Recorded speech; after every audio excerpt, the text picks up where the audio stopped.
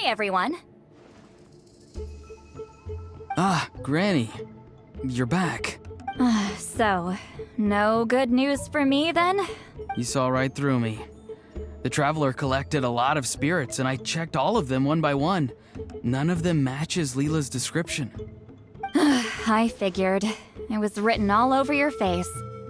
It's alright. I didn't exactly have high hopes for the needle in a haystack approach anyway. Leela's condition is still stable, but we're not really getting anywhere. Well, luckily, I made some progress on my end. Leela's parents told me that he made a new friend recently, and apparently he's been out of the house for days at a time. On one occasion, they secretly followed him and saw him and his friend tinkering around with something at a camp. Yeah, some guy who goes by the name Kokuchu, dressed in what looked like Inazuman attire. Is this really all I'll need, Mr. Kokuchu? Based on my studies of the ancient texts, hypersensitivity is usually treated with desensitization therapy. So, I figure there's no reason it shouldn't work in reverse. Now, for a poor chap like yourself with no sensitivity to spirits whatsoever, you'll have to completely immerse yourself in spiritually rich substances for this to be effective. I'm electing to name this approach hypersensitization therapy. Is it risky? You're the spirit duffer, not me.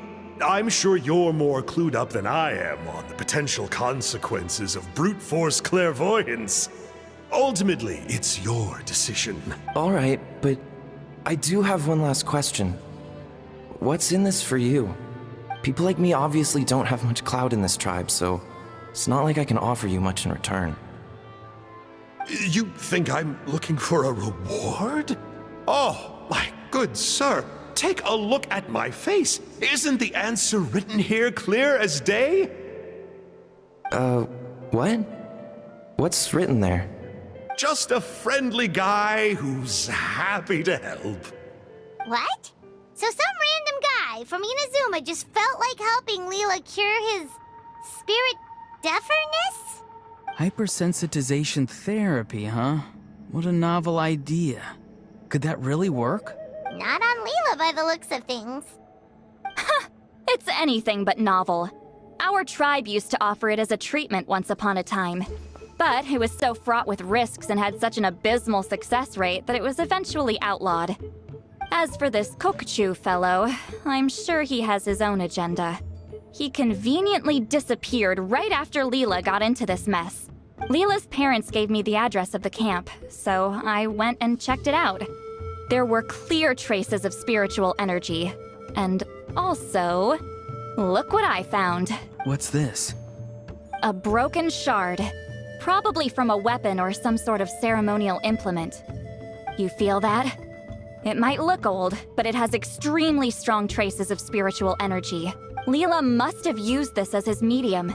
It would definitely explain how a spirit duffer like him was able to trigger a clairvoyant experience. Wait, there's something else.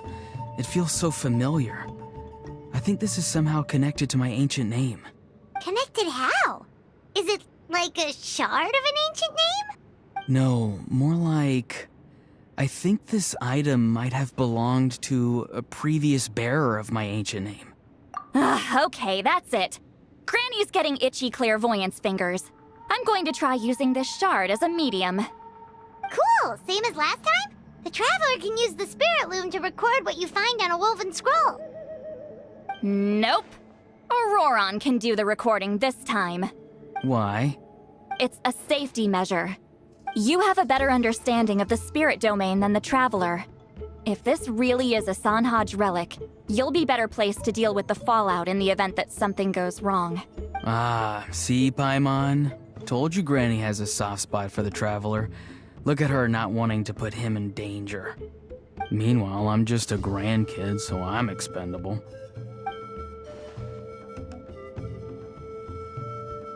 Hey, what are you blabbing on about? Sorry, Granny. I'm ready now. Then let us begin. Alright, what's on the scroll this time?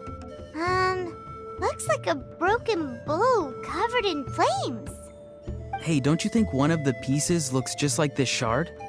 You're right! It seems to be from the body of the bow. I saw a bow just like this in one of Granny's scrolls. Yes, it's the weapon Sanhaj used in the Battle of the Mare Javari. I guess that proves it. This shard is a bona fide Sanhaj relic. Good old Sanhaj. The relic's spiritual energy was fluctuating very strongly, but I wasn't in any danger at all. The Traveler probably would have been fine as well. Now that's a true hero, huh? Generations later and the stuff he used to own is helping to treat spirit duffers. I still think there's more to this story, though. Kokochu must have had his own motives beyond just treating Leela's condition. Well, okay, we saw the full bow just now, right? Maybe he wanted to see it too, so he could track down the other pieces. I don't know if he'd have anything to gain by doing that. Even if they're Sanhaj relics, I still doubt he'd have much use for a broken bow. Also, why use a spirit duffer in that case? You're basically setting yourself up for failure. Huh? Layla's body is responding! Let me take a look. I can sense a spirit being drawn to the relic. Looks like Granny's plan is working. Leela's spirit is being drawn to the bait. In that case, let me try again. This time using both Leela's body and the shard as mediums. You can do it, Granny. I'm ready to go too. You got the itch too, huh? Plus, Auroran went last time. It's only fair to take it in turns. Fine by me. We know it's safe now, so you shouldn't have any problems.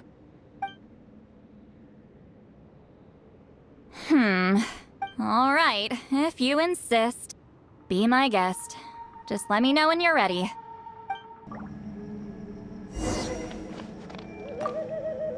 Don't worry. I'm quite sure the shard is safe. There shouldn't be any danger.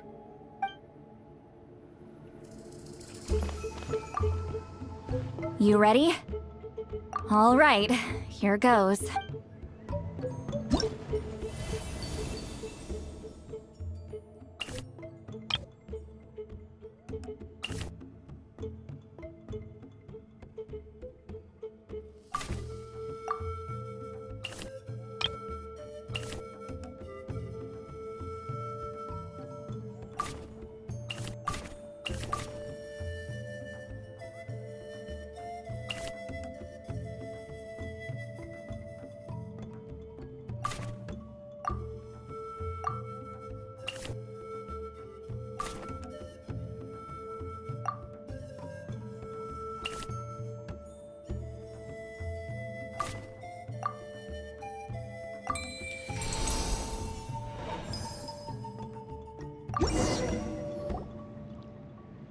Another image has appeared. This one is a map. A map? Of where? Could it be the Mare Javari? The Mare Javari? The Mare Javari was reduced to a desolate wasteland after that big battle. Or rather, it became known as the Mare Javari after what happened there. The ashes of the monsters and warriors who fought there covered the entire battlefield.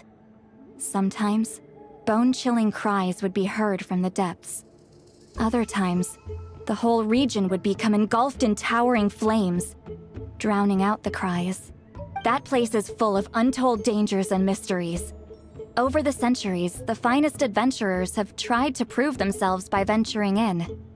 Sadly, most ended up perishing there. That lasted up until around 20 or 30 years ago, when strange things started happening. People started speaking of an enormous dark creature the size of a mountain, roaming around inside the Mare Javari. And then, shortly after that, the whole region just completely disappeared. Nobody knows how, but that infamously ominous place just vanished from the face of the world. What? How the heck?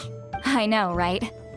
Anyway, if I'm not mistaken, the place indicated on this map is where it used to be before it disappeared. At the westernmost part of Natlan. It's a very remote location, far away from any of the tribes. There never used to be a settlement there, but there's more people since the Mare Javari disappeared. Anyway, that's just what I've heard. I've never been there myself. This is what age does to you. The older you get, the less adventurous you become. That's just an excuse. Granny's too lazy to take a trip that far away. Hold on a second. There's a spirit approaching the shard and the woven scroll.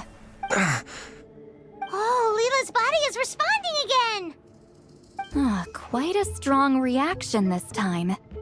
Does this mean what he was really seeking was the Mare Javari's location? I sense it too. There's a soul nearby. Almost a complete one.